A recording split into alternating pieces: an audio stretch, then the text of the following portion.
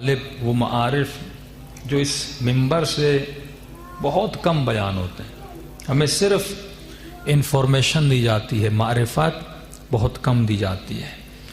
جب تک زندگی ایسے نہیں گزاریں گے، اور یہ جس زمانے میں آپ رہ رہے ہیں یہ غیبت کبریٰ کا زمانہ ہے، اس کو آخر الزماں بھی کہا جاتا ہے، یعنی یہیں سے لوگوں کو چنا جائے گا۔ دعائے احد میں آپ پڑھتے ہیں نا کہ مولا اگر میں نے ایسی زندگی گزاری جیسی آپ نے کہی تو امام کا وعدہ ہے مرنے کے بعد بھی ایسے مومنوں کو قبر سے اٹھایا جائے گا اور اپنے لشکر میں شرکت دلائی جائے گی۔ یہ نعمت، یہ شوق، یہ ذوق کسی شے سے کم نہیں ہے۔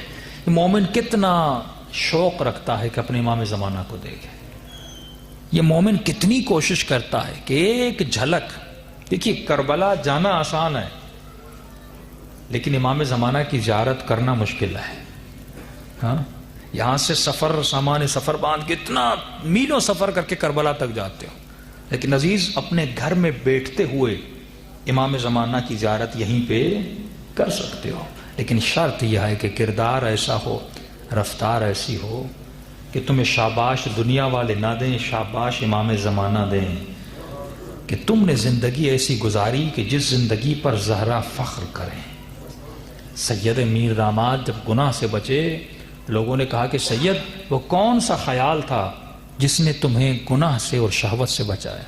اس نے کہا کہ خیال تھا، اور اسی خیال نے میرے وجود میں ایسی طاقت پیدا کی۔ کون سا خیال؟ وہی خیال جو ہور کے ذہن میں آیا تھا۔ کون سا خیال؟ کہ جب گناہ کرنا چاہتا تھا تو یہ سوچ رہا تھا سید قیامت کے دن سیدہ کو منہ کیسے دکھاؤ گے؟ کیا کچھ اہل بیت نے نہیں کیا۔ اگر وہ چاہتے آسائش کی زندگی گزارتے۔ حسین مدینے میں سکون سے تھے، گھر تھا، نماز اپنی جگہ، روزہ اپنی جگہ، حج بھی کرنا چاہتے تو کر سکتے تھے، لیکن کیوں نکلے؟ صرف لإصلاح امت جدی، اس امت کی اصلاح ہو جائے۔ تو اگر ٹھنڈک دینا چاہتے ہو امام زمانہ کے دل کو تو عمل کے ذریعے سے دو، کردار کے ذریعے سے دو، رفتار کے ذریعے سے دو۔ دلوں کو لے جائیں کربلا، جنت البقیع۔ جسم یہاں پر ہے لیکن یہ روح پرواز کر سکتی ہے، یہ دل پرواز کر سکتے ہیں۔ امام کا فرمان ہے مومن تو گھر بیٹھتے ہوئے امام حسین کی زیارت کا ثواب حاصل کر سکتا ہے۔ قم کے بہت بڑے عالم دین جب امام زمانہ کو خواب میں دیکھا کہ مولا آپ کا لقب کریم ہے، امام نے کہا کہ مولا کریم کون ہوتا ہے؟ کہ کریم وہ ہوتا ہے جو بندوں کو کسی نعمت سے محروم نہیں کرتا، اسے کریم کہتے ہیں، یعنی جس کے در سے کوئی خالی ہاتھ نہ جائے، یہ کریم ہے۔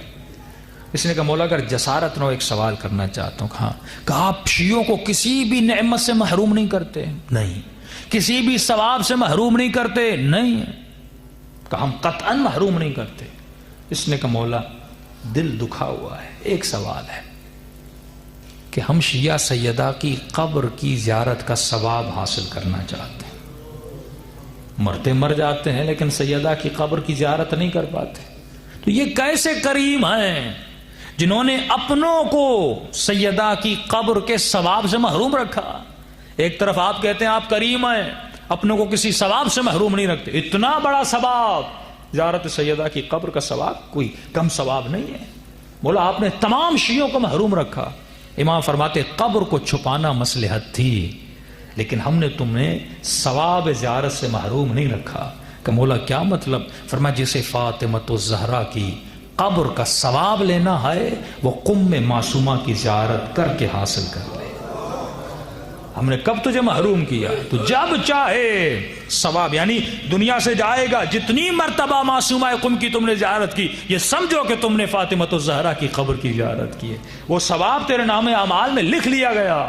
اور کسی بوڑھے نے سوال کیا کہ مولا حسین میں بیمار ہوں اور فقیر ہوں، آپ کہتے ہیں کہ آپ کریم ہیں لیکن میری بیماری نے مجھے کربلا جانے سے روکا ہوا ہے، میرے فقر نے مجھے کربلا جانے سے روکا ہوا ہے، مالدار کربلا آ رہا ہے، صحت مند کربلا آ رہا ہے، لیکن مولا میں مر جاؤں گا اور نام اعمال میں لکھا جائے گا اس نے اس سال حسین کی زیارت کا ثواب حاصل نہیں کیا۔ امام فرماتے کس نے کہا کہ ہم نے تجھے ثواب سے محروم کیا ہے؟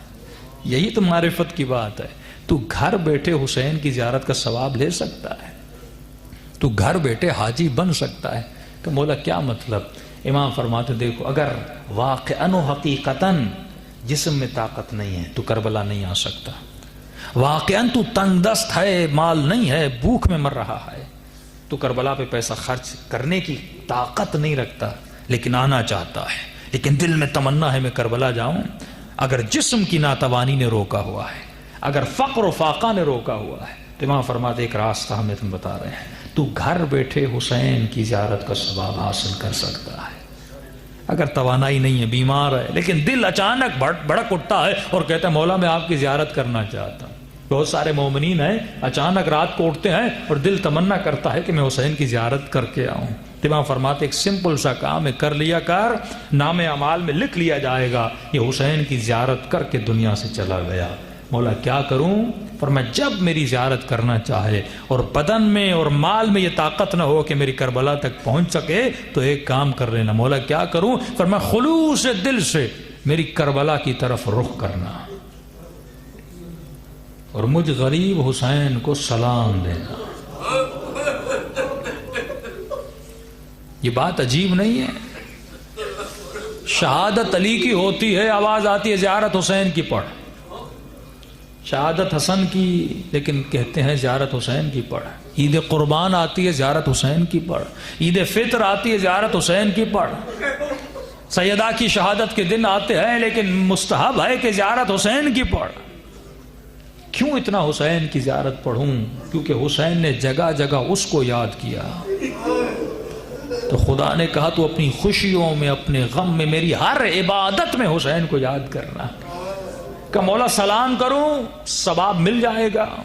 کہ ایک نشانی ہے، جب تک وہ نشانی تیرے وجود میں نہ آئے، یہ قبولیت زیارت کی بھی نشانی، جب کربلا جاؤ نا یہ نشانی وجود میں آنی چاہیے۔ مثلا مومن مولا حسین کے روزے کو دیکھتا ہے کہ السلام علیکہ یا ابا عبداللہ، مجھے کیا پتا کہ امام حسین نے میرا جواب دیا کہ نہیں، مجھے کیا پتا میری زیارت قبول ہوئی کہ نہیں۔ بہت سارے لوگ امام رضا کی زیارت کو جاتے ہیں لیکن کوئی نشانی، کوئی ایسا کلو تو ہونا چاہیے جس سے مجھے محسوس ہو کہ واقعاً میری زیارت قبول ہوئی۔